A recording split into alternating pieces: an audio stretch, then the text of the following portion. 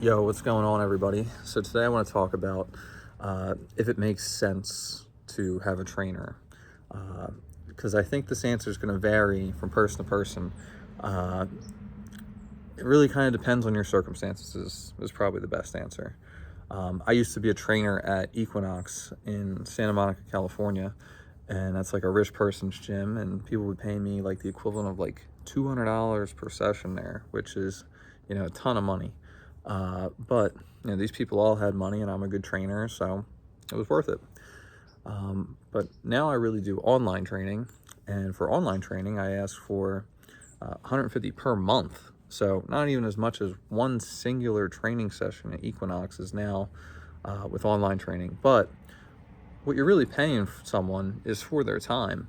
So obviously, only being able to work with one person at a time and spending, an entire session with them is going to cost more than online training, where, you're not like Skyping in with them while they're working out all the time. So now trying to figure out, does it make sense for me to have an in-person trainer or an online trainer?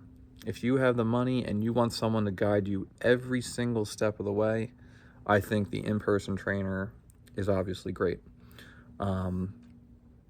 There's obviously a higher level of immersion. You can have someone helping you with like every single workout or like exercise, but with an online trainer, you're really getting like 75% of what you would get with an in-person trainer, because you're still getting the workout program, you're still getting all the same advice. I would have someone record their workouts and I would watch it and give them detailed instruction. There's a little bit more of like a self-sufficiency that you need to do the online training and have a high level of success.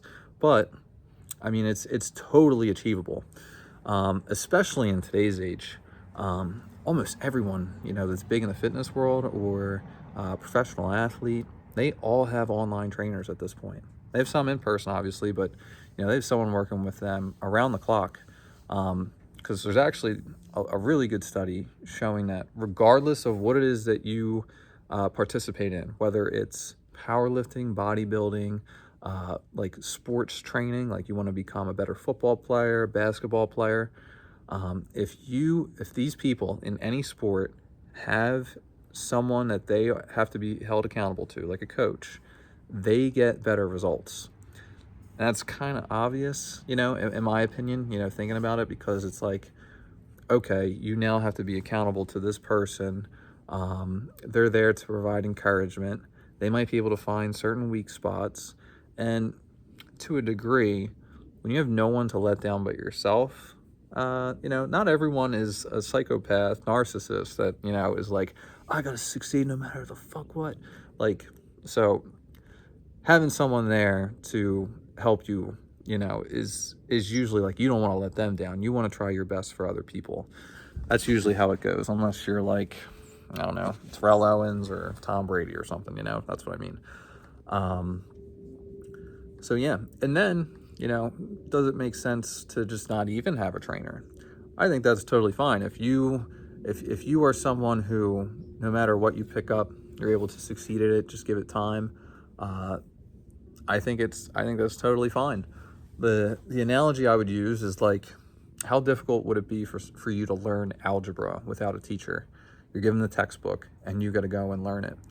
I would bet money on that you would be able to learn it, but if you had a teacher there to explain the concepts of algebra and show you, either where you're making mistakes or where you could be better, that you would learn it quicker.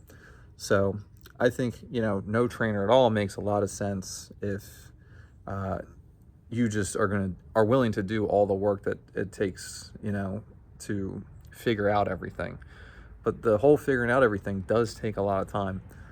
I look back and I think, man, probably like a year and a half I was doing, stuff fairly wrong. But look, I ended up in an amazing spot. And there's so much good information online that, you eventually can piece it all together. But it does take time. So I think an online trainer is great if you have some money and you want to get faster results.